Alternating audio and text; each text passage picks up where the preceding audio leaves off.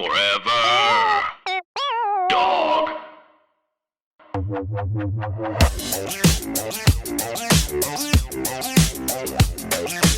Welcome back, everybody. It's Michelle Collins. I love a 2-day break that only takes us 5 seconds.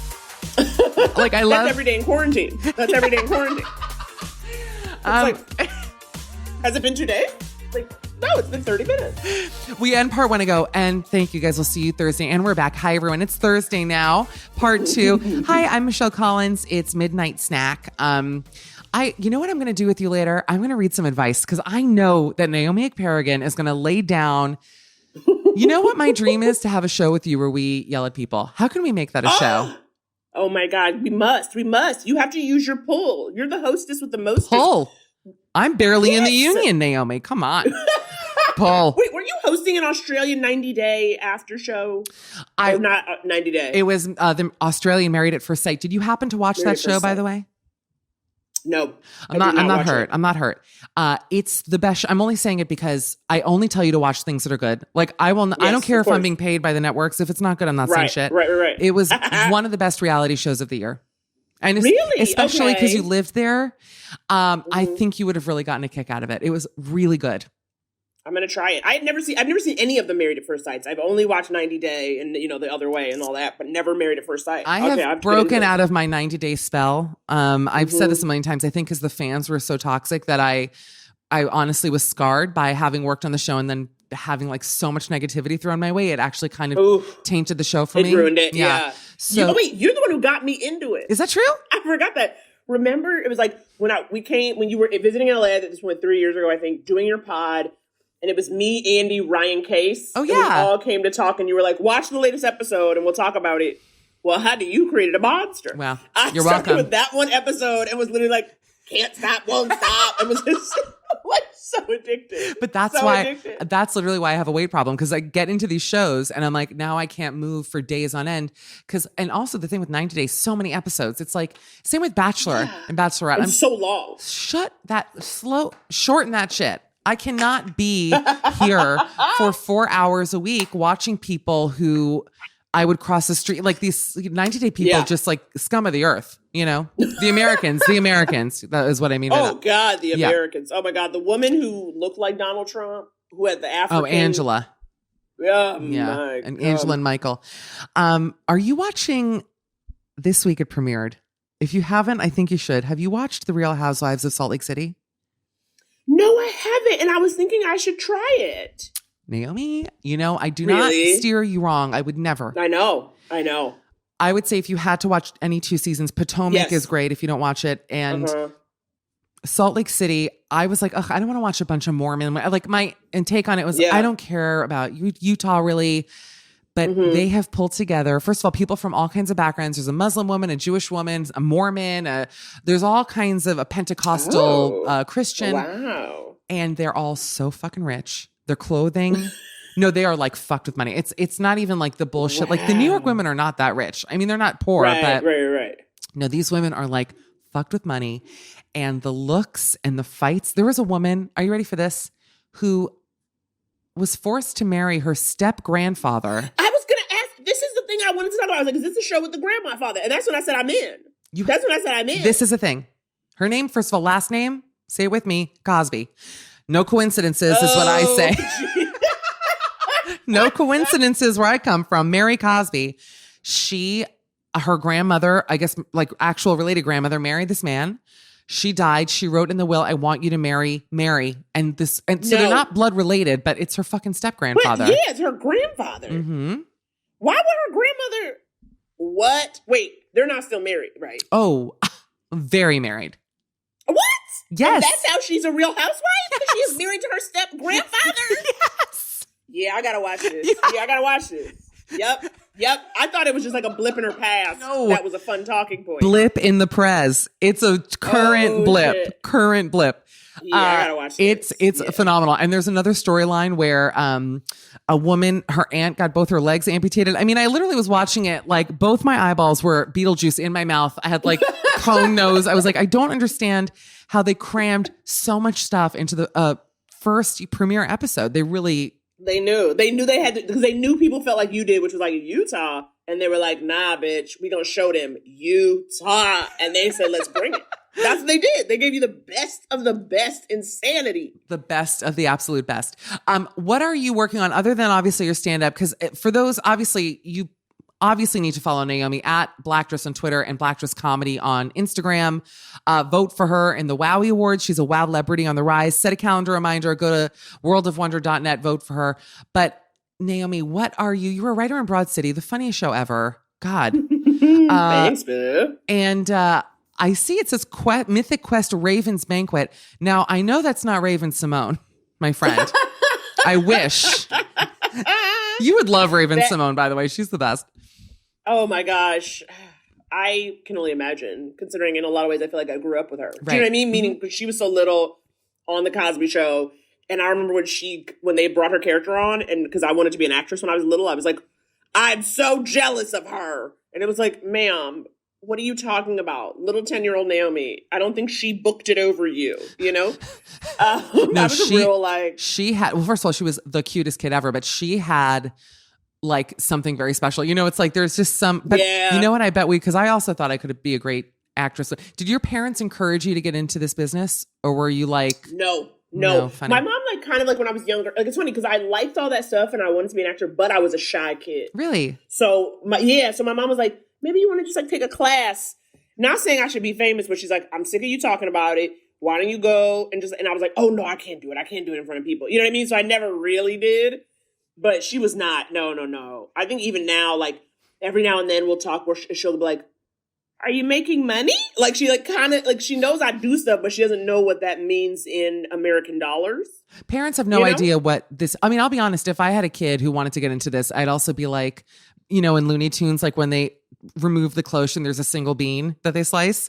I'm like, is that dinner? Like, how are you making dinner for yourself? Because it does seem crazy that we do make money for doing these things because it's like fun, but it is work. Right. I think there's like this myth, you know, Mythic Quest. I don't know. I just wanted to tie it back of like this being so fun all the time and, you know, just creatively. But there's a lot of annoying shit that happens in this business too. And not just work-wise, I think personally, it's like there's always like blurred lines also with work life and personal life. And it's kind of like, yeah, of course. You're getting paid to basically sell your soul to either a network or Comedy Central or Instagram or whatever it is. Or just one crazy person with an idea. I think to me, the big part of it is, as you say, like, it is what I think I've dealt with the most is like, you just don't have control over your life. We are in a business where someone will tell you on 48 hours notice, you need to travel here or stop what you're doing and go here. Or we're going to keep you here for 17 hours, a 17-hour day. And it's like, you don't really have say. You know what I mean? Like, I think unless you're, you know, Viola Davis, you got to do what these people tell you to do. Right. You know, and that I think is a part that sometimes people think, last thing's like, we love the work, very blessed, very, you know, lucky to actually be making the money doing it. But I think that's the part I know I didn't know going in. That's right. You know, when I was like, I want to do this. And then I'd be like, oh, shit. It's like a lot more than I thought. But yeah, like Mythic Quest is fun. We started shooting season 2. It's exciting. That's on Apple TV. And we started up, and that's been fun. I love it. I get tested for COVID 3 times a week. Do you? I've never felt more free. Yeah. No kidding. Yeah.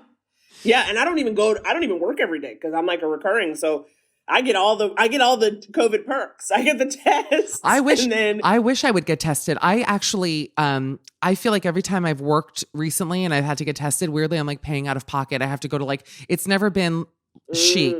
Do you want to hear something that's going to make you shit? I heard through my sources here in the UK, from a number of sources actually, that they are just not testing people on camera here. Like they...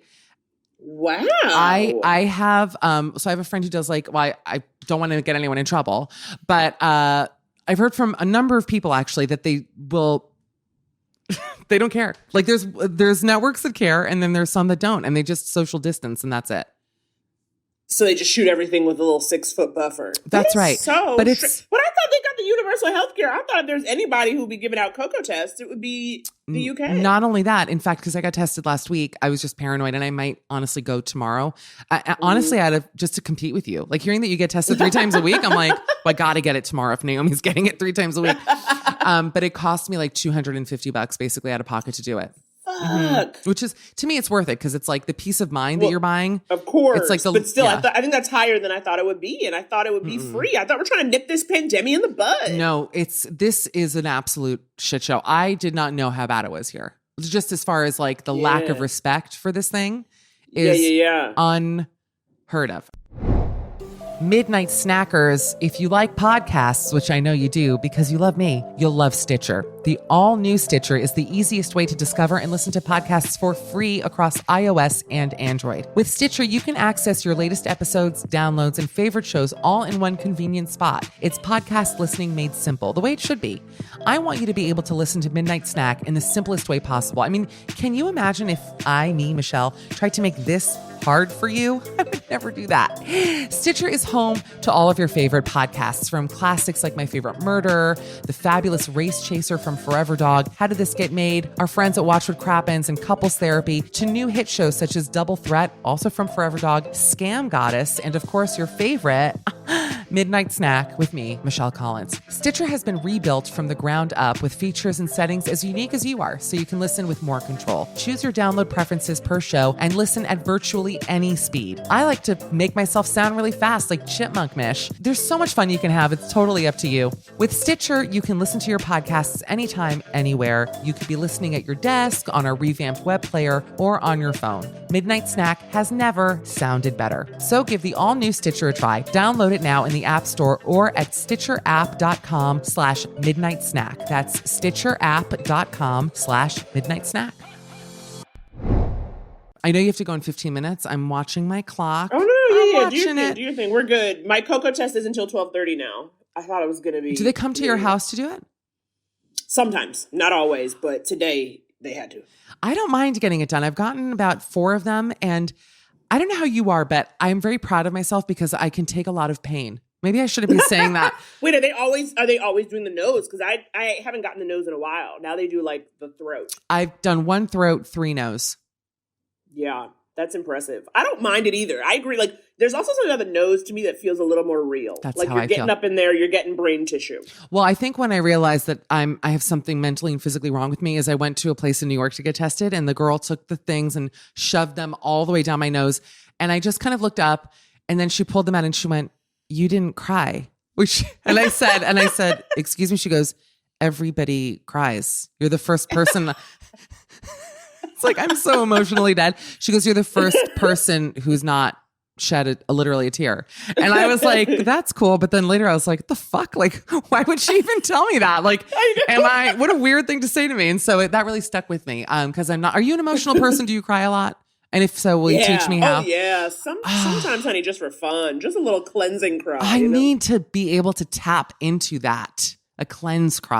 Is it that it doesn't, is it that you don't feel sad, like meaning it doesn't come out and cry? Yeah. Like, are you someone who, like, when you're having a feeling, I could see you being somebody who, like, when you were having a feeling, you were like, I have to go take a walk. I think I get angry. I would say it's Yeah. unhealthy how I deal with it, probably. But I also come, not to make this all about my mom, but she never cried. I have never seen my mom cry. Wow. And so I think it's, I'm almost like how sons never see their fathers cry and then they grow up like that. Yeah. I'm the woman version of that. It's like, I'm just like, no, I just don't. I have, obviously, I'm not like an actual fucking robot, Right. but it just doesn't, it's not your go-to. Doesn't come easily. No. Is your dad, is he a tender shepherd? Sobs. My poor father. My father, I remember I read them my college admissions essay, which, spoiler alert, was about the Holocaust, and got to pull those strings, got to pull those strings. And I was sitting, it was about like my grandparents, et cetera. And I just read it. And we were on the couch in my house, and I looked at him, and my dad's eyes, I've never seen wetter eyes. Like they were like 2 shiny glass paperweights with like pupils inside, and they were this big. And he was and my mom was dry as a bone. She was like, "Great, you're a great writer." I was like, "Thanks, Mom." Okay, we've talked about pandemic. Let's talk about your single, and then we're going to do advice because I'm dying to ask you advice questions. This happens every week, by the way, where today I genuinely felt so sick. And I was like, I texted Tracy. I was like, listen, I'm not feeling well. Let's do an hour with Naomi. And now I like, don't want you to go. I'm like, Naomi Ekperigin. That's because you're a fucking also pro. Okay. Come on. You come in, you're like, I don't feel great. You're like, the cameras are on. You're on. The microphone's on. Mish call. 100%. I'm a fucking robot. You're right. I'm a robot. Okay. Everybody wins. Naomi Ekperigin had a single that you put on Bandcamp. Is that the place where people can? I want people to buy this from you. People get your money out. We're doing it on Bandcamp because I was like, oh, you can Venmo me, but then I ended up getting so many requests. It was like I just spent like a whole night just like emailing strangers and sending them stuff. So go to Bandcamp, couplestherapypod.bandcamp, and you can buy Bye Bitch, which is a song, you know, it's just 45 seconds for the 45th president. Coincidence? I think not. Just talking about how the whole Trump crew is out. I was so excited. I was singing it around the house on Saturday, and then Andy he's like, this is so funny. He's like, we should put some music to it. And I was like, do you know how to do that? And he was like, yeah. And so he did. And we've been singing Bye Bitch around the house. And then the money is going to go to a grassroots, like an on the ground organization in Georgia working on the runoffs. Oh my God. You're a hero for that, by the way, because those Georgia runoffs are like, I thought, oh great, Biden won. We can like not be stressed anymore for the first time in really in 5 years. I know. And now I'm like still like smoking blunts. I don't smoke weed, but it would be funny if that's what I was doing. But I'm so stressed about those two elections. It's crazy. Me too. Well, the fact that also just him acting like a goddamn baby. And because my whole thing's like, he never really wanted to be president. Never. You know? And so I think it's just so funny. Yeah. That like the man never wanted to be president. He just like wants his like, you know, his cult, his attention. And now he won't leave. Where I'm like, just leave. You still get all the things, right? Like he's going to start his like TV station. He can have all the rallies he wants. I'm like, stop being dramatic about it. Well, even though fucking 4 Seasons Total Landscaping was my favorite funniest thing of all time. No question about it. Here's my question about it. What is the end game for him in this scenario? Because he's not president. So it's like eventually he's going to have to be seen eating a major pile of shit. I can't wait. But it's like the bigger that you're building this thing up, unless genuinely, and everyone's like, oh, he's doing a coup, civil war. Who the fuck knows what he's doing? But it's like, you're gonna eat shit in front of everyone eventually. I would want to get the shit eating done with right away. If anything, I would be out of that White House first thing in the morning, like leaving it all fucked up. Like on Monday. On Monday, I would have been like, you're like, honey, I'm out of business. Because again, he didn't want to do it. He barely did it to begin with. So it's like, you might as well let Biden get up in there, him and Fauci get together and cure the cocoa.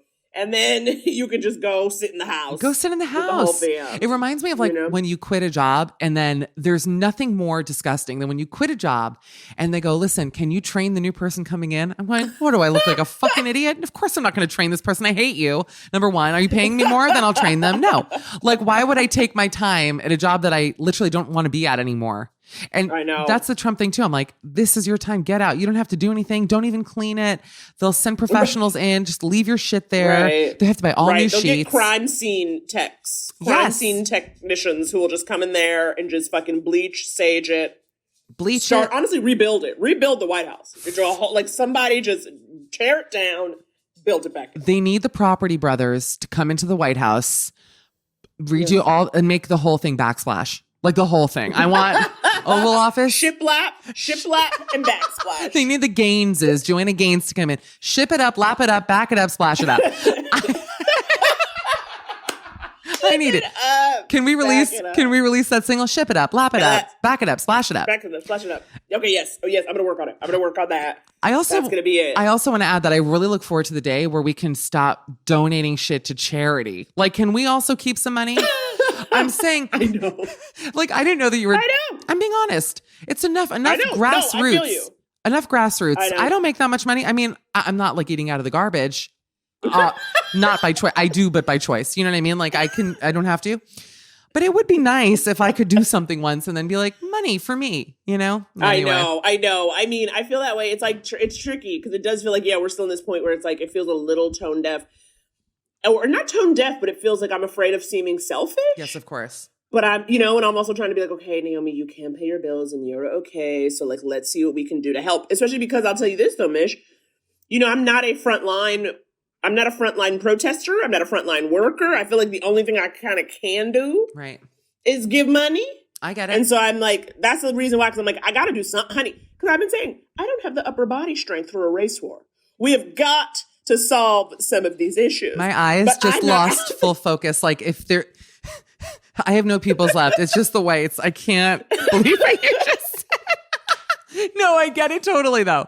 Where you feel like helpless. I mean, this is certainly over the past year, here on the podcast, on the radio show. I mean, listen, on my radio show, I'm like, there are so many white women who listen to that radio show that every day I was stumping for Biden, stumping for Democrats. I've lost Instagram followers because of it. I'm so anti-Trump. I'm like, I'm going to use this. And also, of course, with the raising money and helping nonprofits, it makes you feel good to do it. That's the truth. Yeah. But I just wish that I just want to get to a place where we don't have to constantly be protesting, where we can just make everyone's lives nice. I know. Well, that's what I've been trying to do, because there's sometimes I'm always like, I'm like, do people think this, but sometimes I'm like, do I not appear woke if I don't comment on whatever the issue of the day or issue of the week is? But at the same time, I think there's a part of me that, because, for instance, when I scroll, I'm seeing everyone I know comment on it, right? Because I'm in that, whatever that group is. So that I then sometimes look on socials and I try to be like, who wants a joke for half a second? Yeah. Who wants to hear me yell about Trader Joe's? Just a break from it, because I know, or at least as far as I can see, you are getting all that information from all other sides, right? It depends on who you are. It's funny you say that, because there's such a fine line with this Instagram activism, and the thing that I hate most on this earth is to become annoying with it or seem insincere, where it's it just looks like you're doing it just for the likes, you know what I mean? And I've seen so I've been very careful about choosing what to post about, making sure that it's focused and using the platform for good, obviously, and honestly to help raise money for things, etc. But I mean, I gotta say, and I know that this is now, it's sort of waned a little bit, which I don't think it's a good thing. I'm very torn about it with all the Breonna Taylor stuff where, people were turning her into a meme, which I thought was literally so disgusting. I know. I did a piece on Samantha Bee about this. I literally pitched, it was about online activism, in particular, specifically Breonna Taylor, where I was like, is this helping? No. Is this doing anything? A watercolor painting of Breonna that someone made. I'm like, is this really getting us what we need? And for how many people is that the first and last step, right? In terms of my favorite, I saw somebody had hashtag say her name, hashtag Breonna Tyler, meaning they had spelled it wrong. A misspelled name hashtag is literally our problem in a nutshell. By the way, block that person. The day that I realized, for me, what really, when I actually snapped, in Looney Tunes, when the people just start babbling, I'm scrolling. I'm not going to say his name. Very, very lovely guy. Before I say anything, I actually was should I even say this here? Because I hope he never finds out that I brought it up. Someone who I really like, good heart. And I'll say before I say what it was, that he did a nice job. So it wasn't offensive in the quality of the work. But you're gonna fucking hate this so much. I'm actually afraid to tell you. I just realized I have to tell this to you. Naomi, he carved a Breonna Taylor pumpkin. No. Okay. No. And I looked at it, and it was like in Indiana Jones, where my eye holes just had smoke coming out of it. I was like, how did someone who means well, he's not an asshole. Yes. Think that this was okay. And I understand he was expressing himself, but you know what? If you want to do it, don't post it. I felt so, that's when I was like, I can't live on earth. I can't live on earth anymore. Right. I can't do it. Right. Yeah, I'm with you. That don't help the revolution. Your Breonna pumpkin don't help the revolution.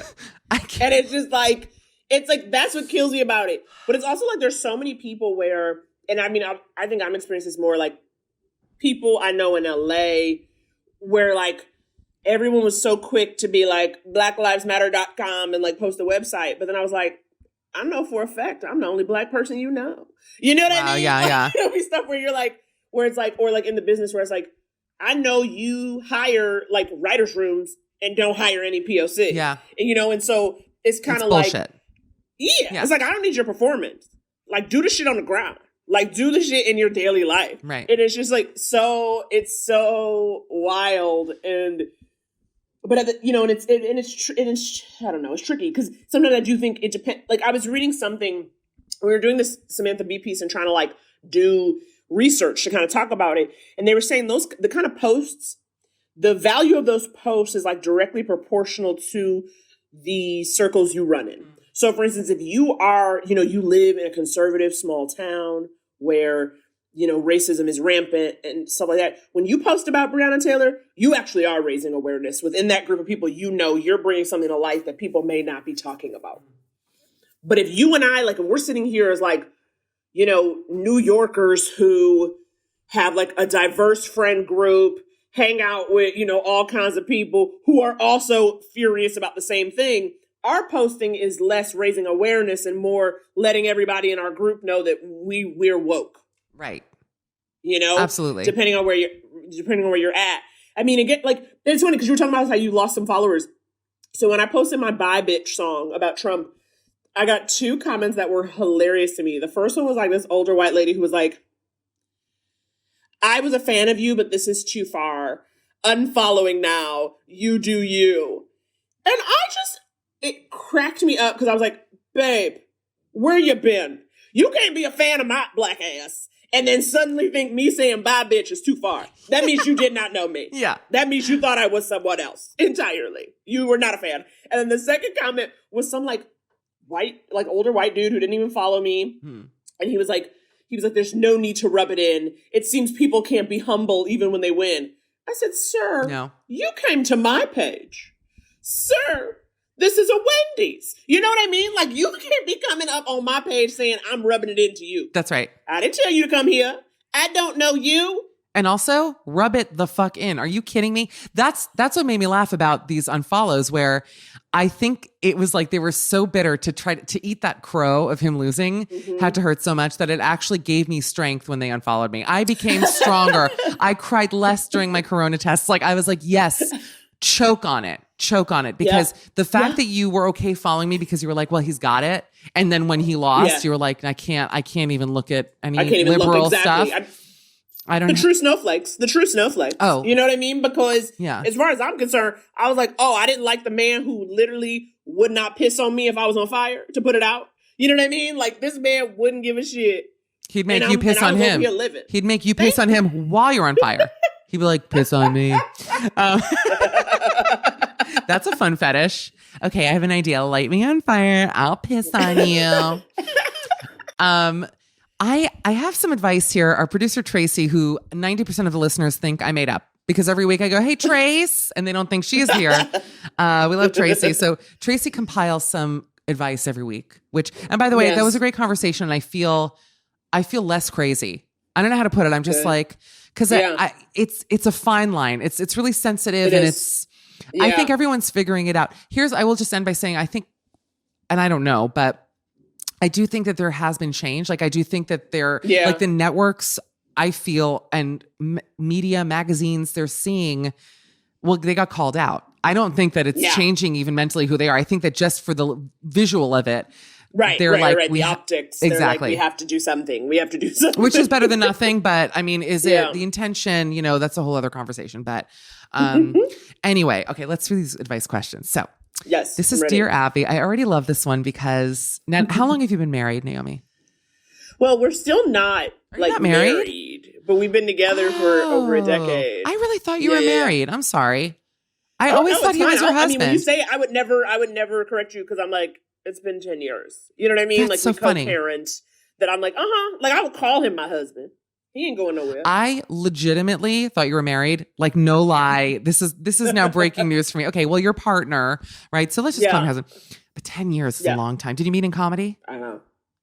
Yes, we did at UCB, at the UCB Theater. One of the many UCB romances, listener. One of the many UCB romances. So let me read this. Is this the whole answer? Okay, the title is, Naomi, Suitor continues to pursue woman despite being ghosted. Okay. Scary already. I will say, and I just want to make sure this is the whole answer, that, you know, the amazing thing about phones these days is we can block people and you can just get rid of everyone, which is nice. Dear Abby. It's like, by the way, are we in 1956? Dear Abby. I know. Dear Abby is very sweet. A man has been... Now, I want you to try to guess the age of this writer because I'm confused. This might be like an older woman. A man has been reaching out to me on social media for 3 years. Yeah, older woman. For sure. Yeah. He claims to be in love with me after having met me once briefly, and I think I believe him. Bit of an ego. Okay. Bit of an ego. It's hard to explain, but I think I may feel the same way toward him. Oh, this isn't psycho. Okay. It's a mentally ill woman. Okay, what? The problem is I've ignored him for the last 3 years. This is not where I thought this was going at all. I know, this is a wild... Okay. I believe he was in love with me, and I think I might be in love with him. We met briefly, but I have not spoken to him. His name is Beast. I'm Beauty. It's like Stockholm Syndrome. Like, what? Okay. I blocked him on all social media, but he keeps finding ways to contact me. I will say that is scary. That is scary. Yeah. Social media is like evil, I think, deep down. But not even deep down, on the surface, just straight up evil. But you know what? You don't even have to I love it. What did I give it? Okay. He even had flowers delivered to my house. Oh, sweet. But he knows your address. I don't like that. That's true, by the way. Have you ever, no, you know what? Let's not talk about it. I actually don't like to talk about stalker stories because I find it's creepy and it just gives people ideas. You know what I mean? Like, not in the mood. I will say that flowers to me are a lovely thing. And I actually bought fresh flowers for this apartment, but I also call flowers future garbage because you're literally handing me future stinky fucking rotted trash. But thank you. It's romantic. Right. They're like, can you throw this out for me in 7 days? And it smells like fucking zoo diarrhea. I mean, it stinks. It smells so bad. Okay. To tell the truth, I ghosted him because I'm terrified of what our love at first sight connection could mean. I've been hurt in the past. I know a relationship of this magnitude could destroy me emotionally. These are two crazy people who deserve each other. Yeah. I feel terrible for ignoring him, but my friends and family insist he's a stalker. See, here we go. And they would never understand if I decided to pursue a relationship with him. I feel paralyzed. What should I do? What? This is really tough. What you need to do is find a therapist and someone to talk to, because the thing about it to me is the reason why I say a therapist, and I don't mean that to be glib, is she's like, I am worried about what a relationship of this magnitude could do to me emotionally. Well, it sounds like you're not in a good place. Yeah, at all. You know what I mean? Like if you can be like kind of like so rattled, if it's so like meaning, because I'm assuming what this person's saying is like when it ends, it would be like so devastating. And it's like, not only are you planning something that hasn't happened yet, but if you cannot cope with the very everyday experience of a relationship ending, not that it's great, but if you think you're going to be so devastated, you got to fortify yourself. Seek help. You got to get with somebody. Yeah, you got to get some help. That's too much. What if I hadn't stopped reading it? It was like, sincerely, Michelle Collins. Oh my God, twist. It's me. Okay, rude, what you said. Go on. Yeah, he is also, but like, right, that is a stalker. It's been 3 years and this person still finds ways to but here's the other thing though. Go on. It sounds like this writer kind of likes it. No, she's into it. It's like, this is the fetish. So this is the thing. The question is like when people say, oh, he's a stalker, but then I would have to say like, have you done anything to indicate that you're okay with it? Even if it is like, if he sends you flowers and then you write, thank you for the flowers. Like that's enough to make somebody feel like, okay, I'm going to keep doing what I'm doing. You know? So then that would be my question. Like, did you really ghost him? Or did you just like, are you just a specter? Are you still a cool breeze? You know what I mean? You're right. I think therapy, I feel like all advice could be answered with, you just need therapy. Like everyone writing questions, like go seek a therapist. I haven't read Abby's answer yet, but I will say it's problematically short for me. It's 3 sentences. I don't love that. Really? Yes. That's 1 sentence for every year this man has been stalking this woman. And I'm not a fan. She says, exactly what you said, if a relationship of this magnitude could destroy you emotionally, I don't recommend pursuing it. Sane individuals who have been ignored for 3 years usually take the hint and walk away. Listen to your family. Yeah. What this man has been doing is, to say the least, unusual and could indeed be considered stalking. That's a terrible answer, though, because and that's it. There's nothing else. You're not addressing that this woman feels emotionally like she's literally saying, I think I love him. I mean, there's a lot more to dig into there than just him stalking you. Right. Yeah. Abby. I think what you said though, you were like, they're both, when you're like, yeah, they're two crazies made for each other. And I'm like, they both seem very extra, very dramatic to both have a brief encounter and come out feeling like you love somebody. I need to know what this brief encounter was. When they say brief meeting, was it lovemaking? Ma'am, you dropped this. Or was it just a conversation? Thank you. Exactly. Hey, ma'am, you dropped this. So stupid. He's in love with me, and I think I feel the same. I know. I was walking down Broadway. You're right, though. Did they fuck each other or not? That's a good one. Yeah, well, sex will also fuck a man up. You know that, where it's like they're locked and loaded, you know? Naomi, I'm going to ask you this question, and we're going to go in a little bit. I always say that, and then I'll keep you for another hour. You know, that's my trick. That's my trick, but I don't want you to go. can I call my ex-friend a whore and still be a feminist? What?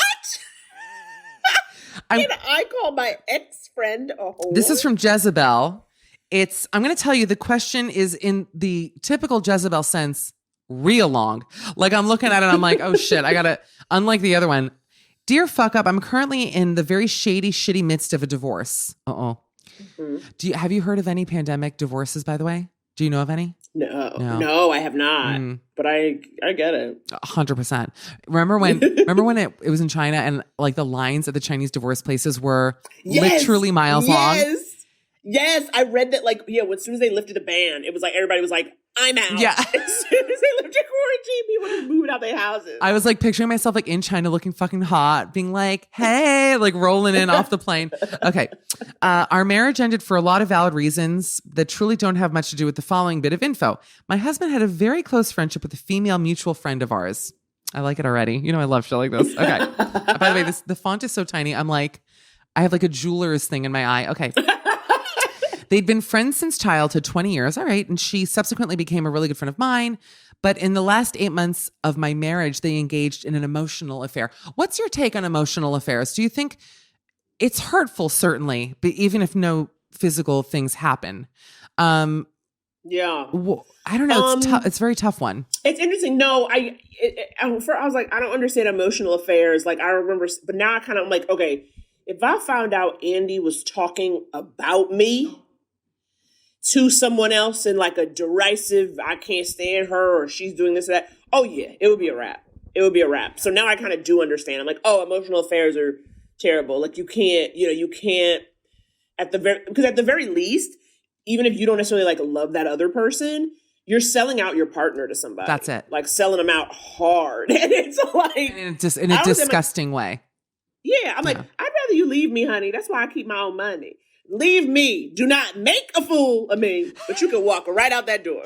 I am fearful for Andy. If God forbid, I'm going to have to intervene. God forbid that ever happens. Okay, I fucking love Andy, by the way. He's the sweetest angel. He's such a sweetheart.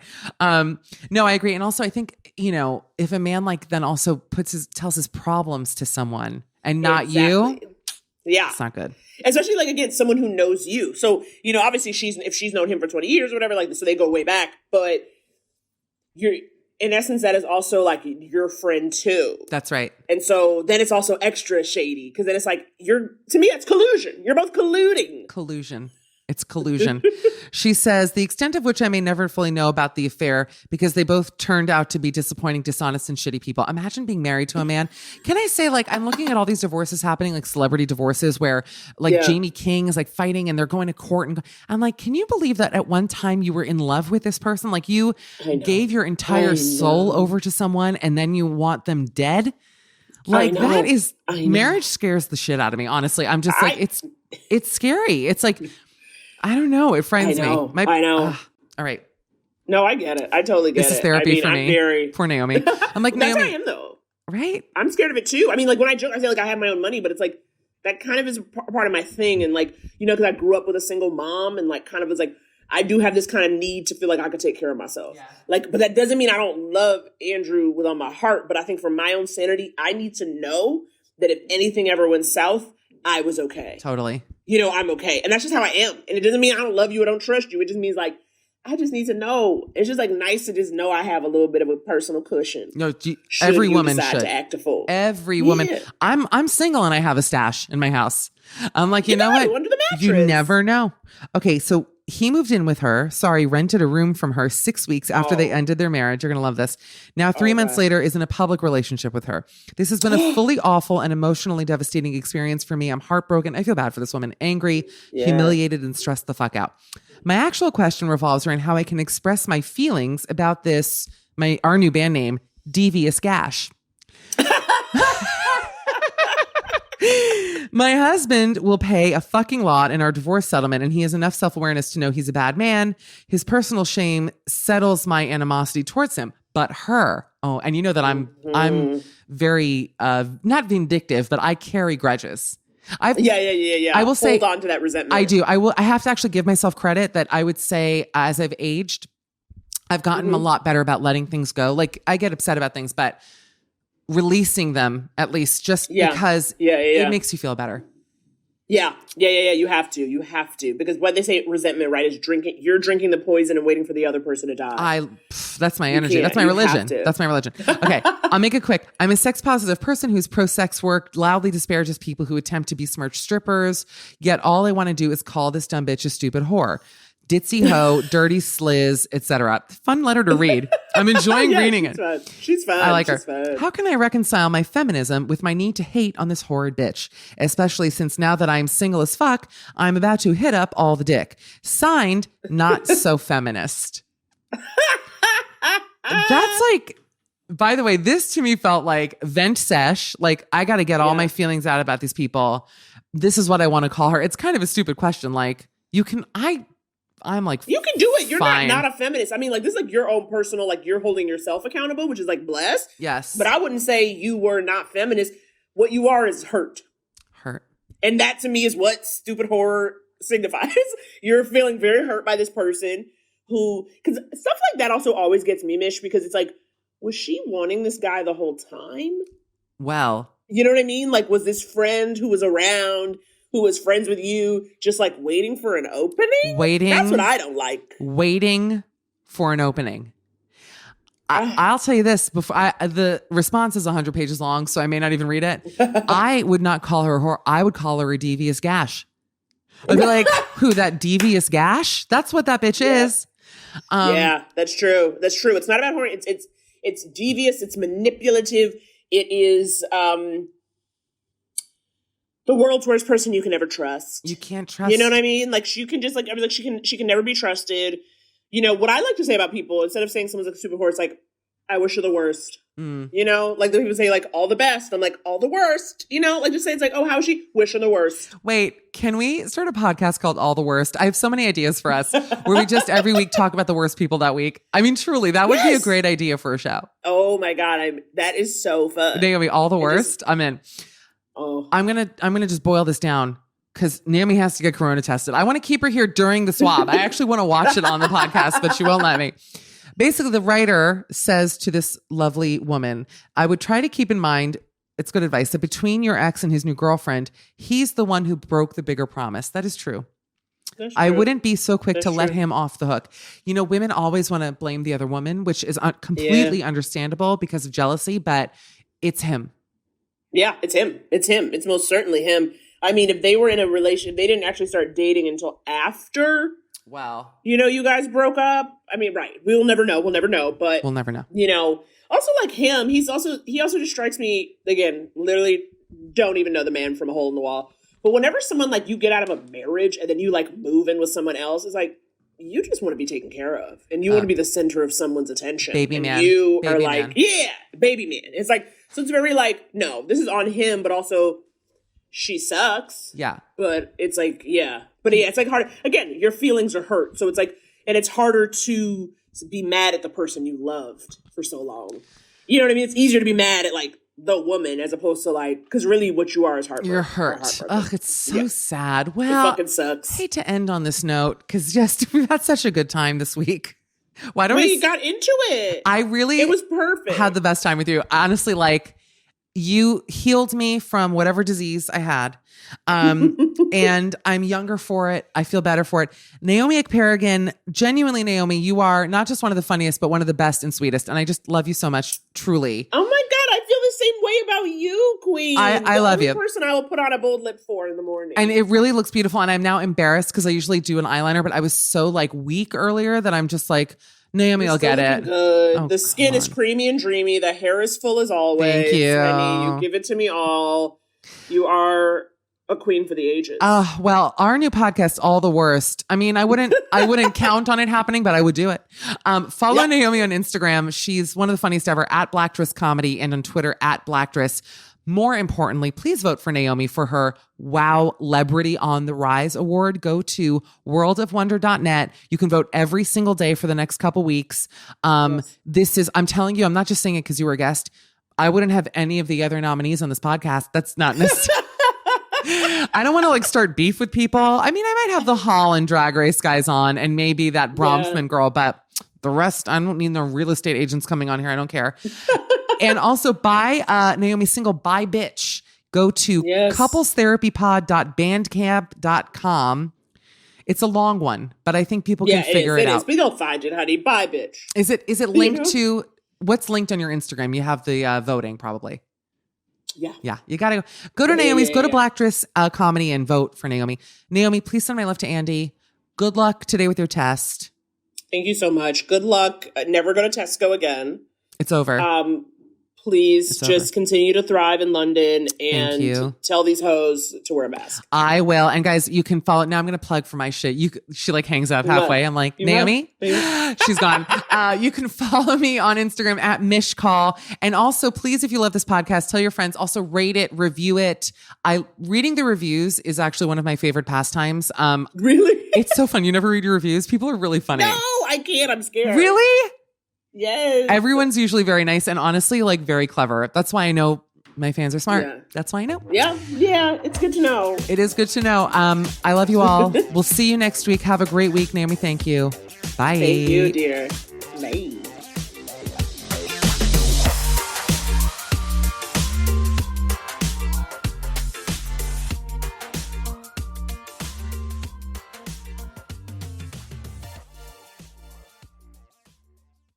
Forever Dog. This has been a Forever Dog production. Midnight Snack with Michelle Collins is executive produced by Brett Boehm, Joe Cilio, and Alex Ramsey. Produced by Tracy Soren. Original theme music by Gabe Lopez. Cover art by Ben Wiseman. To listen to this podcast ad-free, sign up for Forever Dog Plus at foreverdogpodcasts.com/plus. Check out video clips of our podcasts on YouTube at youtube.com/foreverdogteam. And make sure to follow us on Twitter, Instagram, and Facebook at Forever Dog Team to keep up with all the latest Forever Dog news. News. News. News. News. News.